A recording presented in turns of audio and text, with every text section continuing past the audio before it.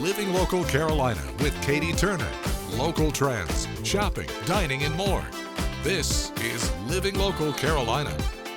The following portion of Living Local Carolina is sponsored by Conway Medical Center. Well, good morning, everyone. Thanks for joining us today on Living Local Carolina. Today I'm at Conway Medical Center, and I'm joined by Dr. David Beck. We're going to get to know you a little bit better. All right. Well, thanks for being here.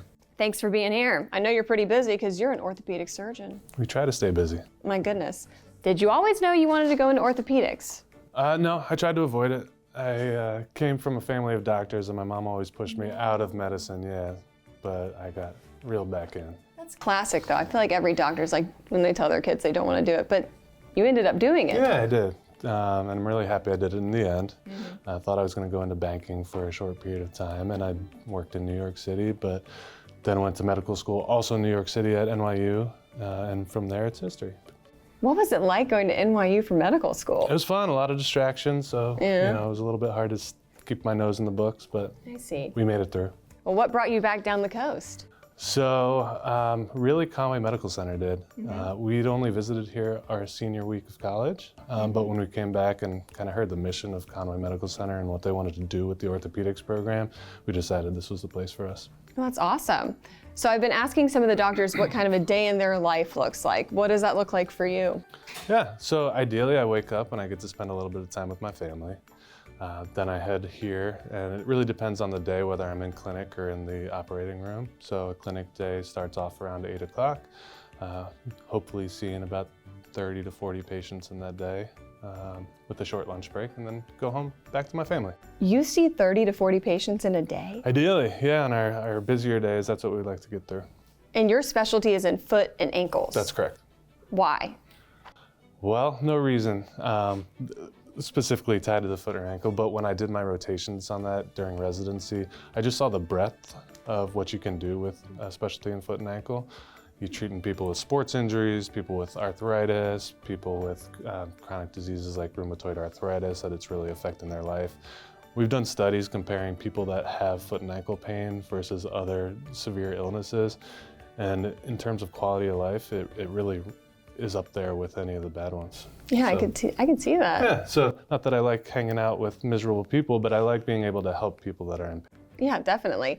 I was going to ask, you probably see a wide variety of different types of patients, but is there maybe a typical patient or something you see more often than others? We see a lot of arthritis. Unfortunately, we see a lot of people with diabetes who are having foot and ankle issues secondary to that. So those are things we see commonly on a day-to-day basis. What's your favorite part of your job? The interactions, meeting people sometimes at one of the worst times of their lives and being able to follow them, help them, and then see them on the backside of that too, when they're getting back to the things they love to do. Yeah, let's talk more about that. What is it like whenever you have a patient that comes back and you probably met them when they were in a lot of pain? How does it feel whenever they feel better? It's great. Sometimes you're meeting these people in the hospital and you see them, they've got a fracture, you're taking care of it while they're there, and then they come back into the office and it's almost like you're meeting a new person, right? Yeah. They've got a different look on their face. They're not in the hospital gowns anymore. You're like, who's this person? But you get to see them start getting back to their life, and it's a great feeling. I love that.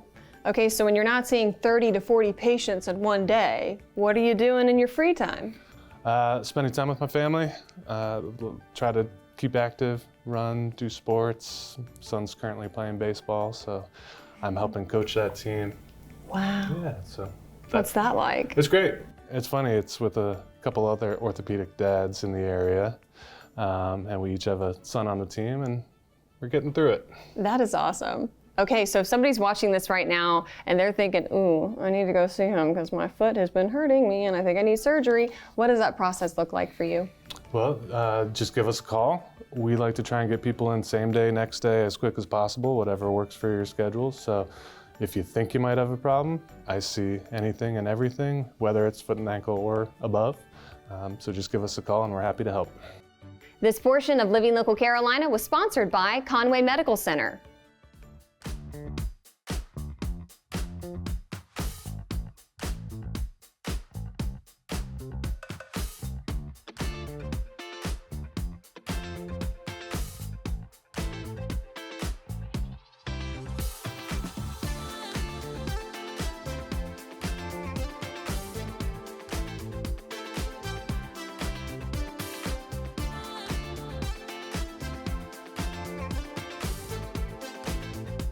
We'll be back right after this break with more Living Local Carolina.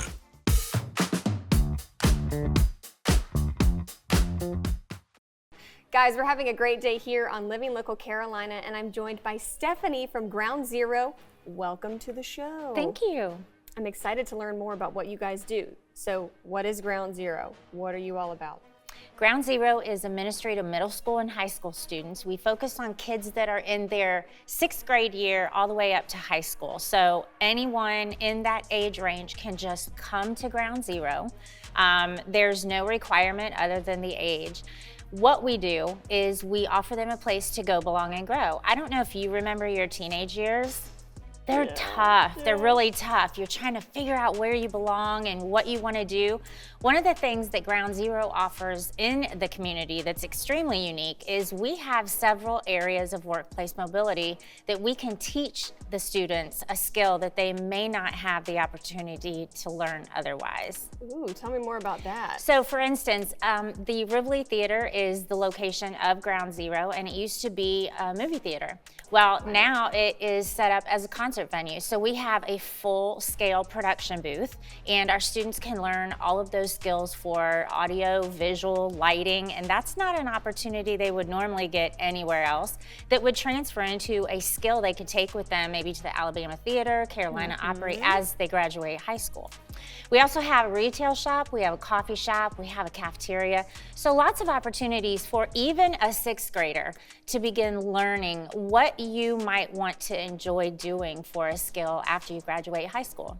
These are very practical life skills, too. It is, and you get to do it with your friends. It's not in a stuffy, boring environment where, you know, I mean, adults are telling you what to do all the time. It's something that you get to do because you want to learn to do it, and you're in an area with your peers, so that makes it fun. On any Wednesday night, the kids come in at 6:30. There's a live DJ. They're playing games. They're doing lots of things just to decompress after school before they go home and start their homework. And I'm sure you've been able to talk to a lot of the kids over the years to kind of get their response and, you know, what they think about it. So can you give some examples maybe of what they've talked to you about? Sure. So a lot of our students are very nervous coming in, but building relationships with those students is something that Ground Zero is very passionate about. We have about 40 volunteers that come in and serve as mentors and guides for them. Yeah, so we have lots of students that want us to come to their sporting events because mom and dad are working 2 jobs, or mom and dad aren't in the picture, or grandma and grandpa can't get there. So we become kind of pseudo mentors or pseudo family members, and we love that because the teenage years, you definitely need someone to talk to that is further along in life than you are, so they can give you some good quality advice. I love it. Well, if somebody is watching this right now and they're thinking, you know, what can I do to help you guys out? What can they do? Oh gosh, first thing I'd love for them to do is come and take a tour. It's amazing to see the space as it is. It has been renovated over the course of the past several years. The ministry's in its 26th year, so we are always changing and pivoting and adding and improving. So the very first thing would be to come and take a tour, but then to just log on to our website at mygroundzero.com and check us out. There's always a donate button, but I like to share with people we're less about donate than we are about relationship. We really want to meet you. We want to talk with you. We want to share with you one-on-one what it is we're doing. Find out what you're passionate about, and then from there, maybe there's an area of the ministry we can plug you in. And that's what you're good at, is finding out who's good at what and how they can be involved. Okay, where can people find out more information again? If they go to www.mygroundzero.com, they can browse the website and peruse different areas of everything we have to offer.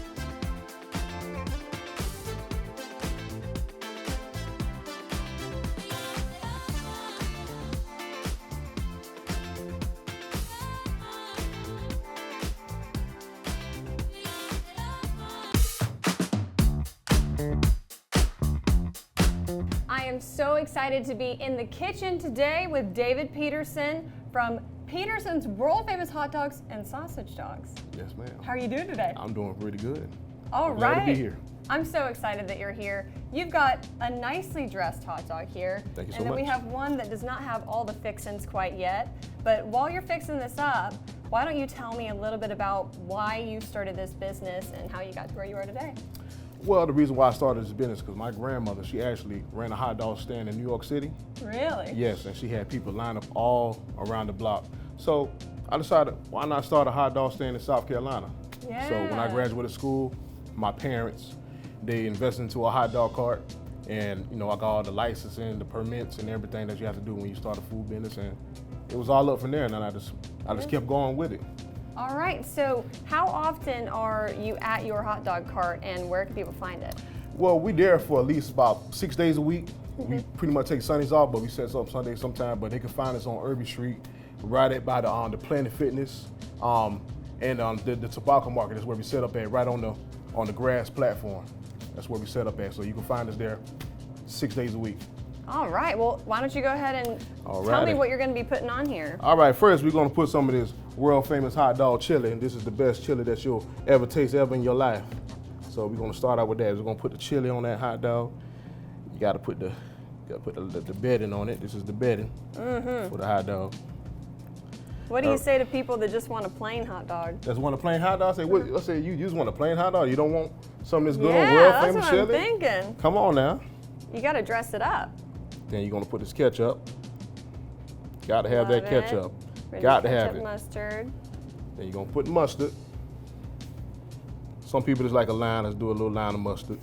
Yeah. All right. Then you got to have them onions. Sometimes when I ask people, they say, "Do you want an onion?" They're like, "Yeah, I want some onion." I'm like, "Okay, relax, calm down, calm down. We're gonna put some onions on there for you." Perfect. So you got to have onions. Got to put the onions on, Beautiful. and that's how you make a perfect hot dog. As simple as that. Simple as that. Simple as that. And All it tastes right. delicious. The flavor is out of this world. I love it.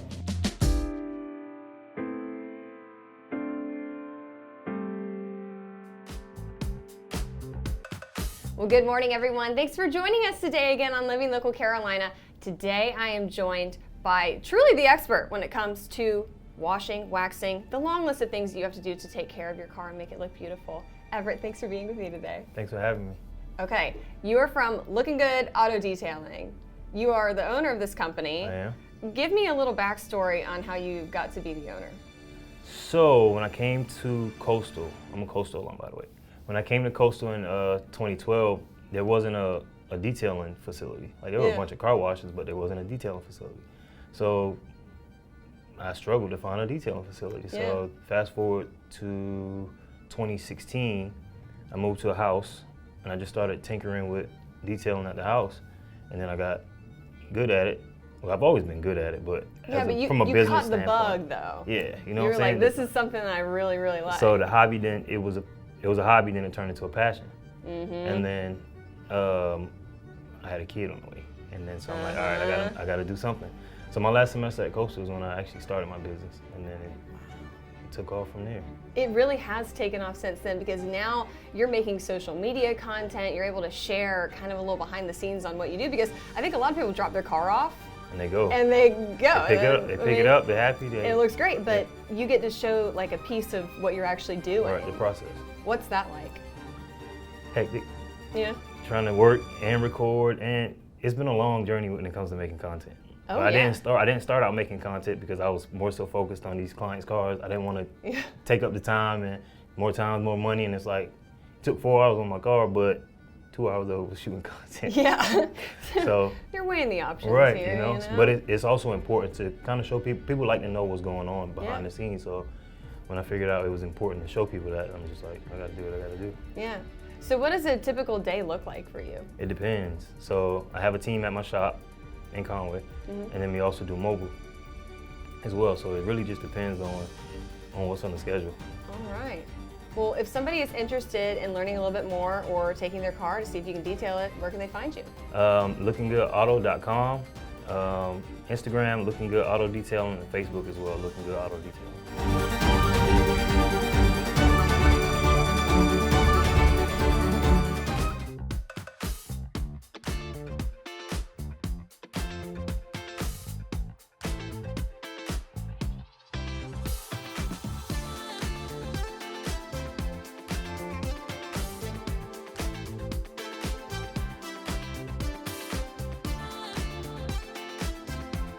We'll be back right after this break with more Living Local Carolina.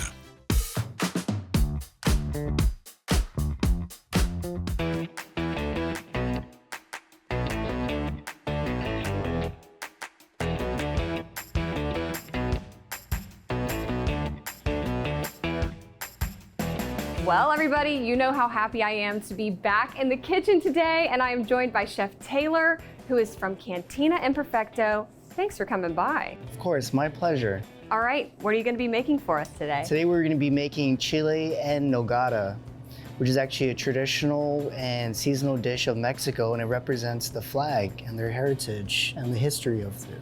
Beautiful colors, too. That's a big part of this dish. But you're gonna kind of put me to work and tell me walk me through the process of how you make this, because we want you to be able to do it at home too. And it shouldn't be too overwhelming, but there are some steps we have to go through. Of course, yeah, don't worry, I'm definitely gonna be putting you to work. You're gonna be doing the dishes, you gotta earn this meal. Of course I do. So let's get started. What do I need to do first? All right, so we'll start by grinding up our spices right here. So we're gonna use a molcajete to grind up our spices. So that's some cinnamon sticks. Then we got some cloves. So yeah, just give it a little quick smash, do a circular motion, grind it up. I'm gonna start by toasting our chiles. So we're gonna toast these about 3 minutes each side, you know, depending on the heat. So I'm taking these out, and we're gonna put them in a plastic bag. You could always use a bowl and cover it with some plastic wrap. Okay. But you know, traditionally, grocery bag, baby. You know, in the kitchen, we always gotta multitask. So we're gonna throw in our finely diced onions and garlic. These are your aromatics for the dish. How you doing over there, Katie? I'm sweating. I'm sweating. So once these are translucent, we're gonna go ahead and add our ground pork. Get that all mashed up. So that our meat has some color to it, we're gonna go into our raisins. So it adds a little bit of acidity and sweetness to the dish. Raisins, nature's candy. Exactly.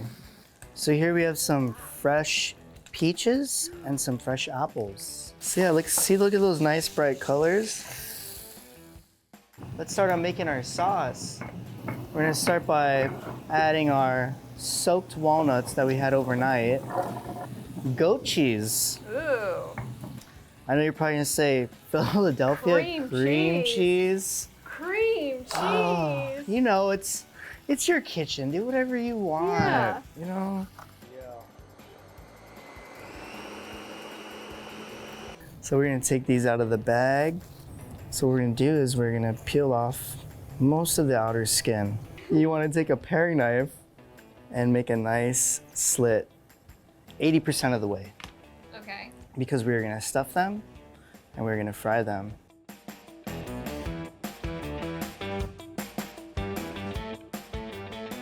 All right, can we grab your famous cinnamon? Oh, finally. Perfect. Need salt. It does. See, that's why we taste test. So we made that little slit down there. We're gonna stuff it, but not too much of the filling that we made. Start whipping our egg whites first.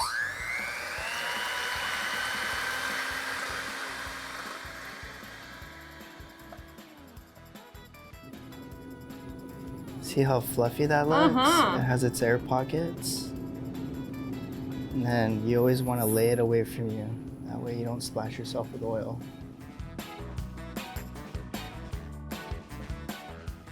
All right, so now we are going to be plating everything up, and one of the big features of this dish are the colors Yes, that of look course. like the flag, right? Yes, the white, the red, and the green. The moment of truth. This was a huge bite for me to go in with. A lot of flavors in there, baby. This is really good. It's got pomegranate seed. Yeah. That is amazing.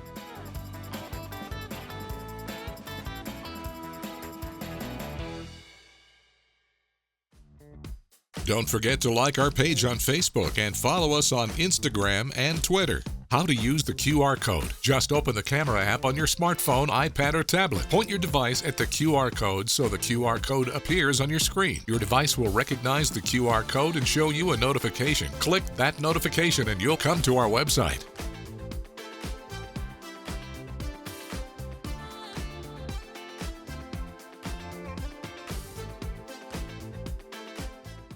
Living Local Carolina, weekday mornings at 9:30 on WBTW News 13.